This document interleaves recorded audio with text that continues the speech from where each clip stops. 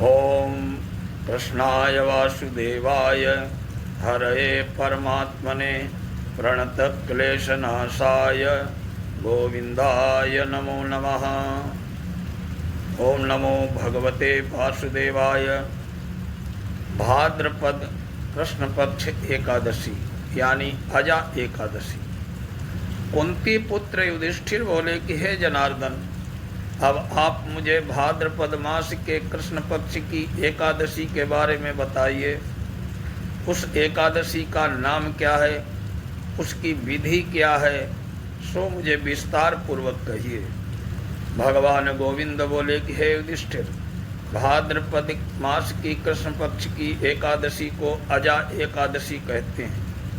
जो मनुष्य इस दिन भगवान की भक्ति पूर्वक पूजा करते हैं तथा व्रत करते हैं, उनके समस्त पाप नष्ट हो जाते हैं। इस लोक और परलोक में सहायता करने वाली इस एकादशी व्रत के समान विश्व में कोई दूसरी एकादशी नहीं है।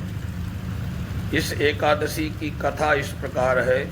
प्राचीन काल में एक चक्रवर्ती राजा हरिश्चंद्र राज्य करते थे। वो अत्यंत वीर, प्रतापी और सत्यवादी थे। उन्होंने किसी अज्ञात कर्म और प्रतिज्ञा से राज्य को त्याग दिया, अपनी स्त्री पुत्र को बेच डाला और स्वयं एक चांडाल का सेवक बन गए। उन्होंने इस चांडाल के यहाँ कफन लेने का काम किया, परंतु उसने इस आपत्ति के काम में भी सत्य को नहीं छोड़ा। जब इस प्रकार रहते हुए उनको बहुत वर्ष व्यतीत हो गए तो उसे अपने इस नीच कर्म पर बड़ा दुख हुआ। उन्होंने मुक्त होने का उपाय खोजा, प्रयास करने लगे उपाय खोजने का। वो इस तरह उस जगह सदैव इसी चिंता में लगे रहते थे कि मैं क्या करूं। एक समय वो जब चिंता कर रहे थे, गौतम ऋषि वहां आए। राजा ने उन्हें देखकर प्रणाम किया, अपने दुख की कथा सुनाने लगे। महर्षि गौतम राजा के दुख के से पूर्ण वाक्यों को सुनकर अत्यंत दुखी हुए।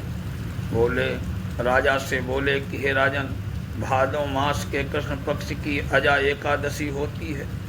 तुम इस एकादशी का विधि पूर्वक व्रत करो, रात्रि जागरण करो।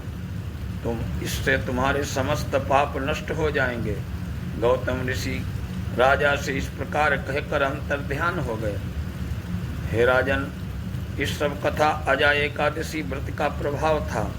जो मनुष्य इस व्रत को विधि पूर्वक करते हैं, रात्रि जागरण करते हैं, उनके समस्त पाप नष्ट हो जाते हैं, अंत में स्वर्ग को जाते हैं। इस एकादशी की कथा के श्रवण मात्र से ही अश्वमेध यज्ञ का फल मिलता है।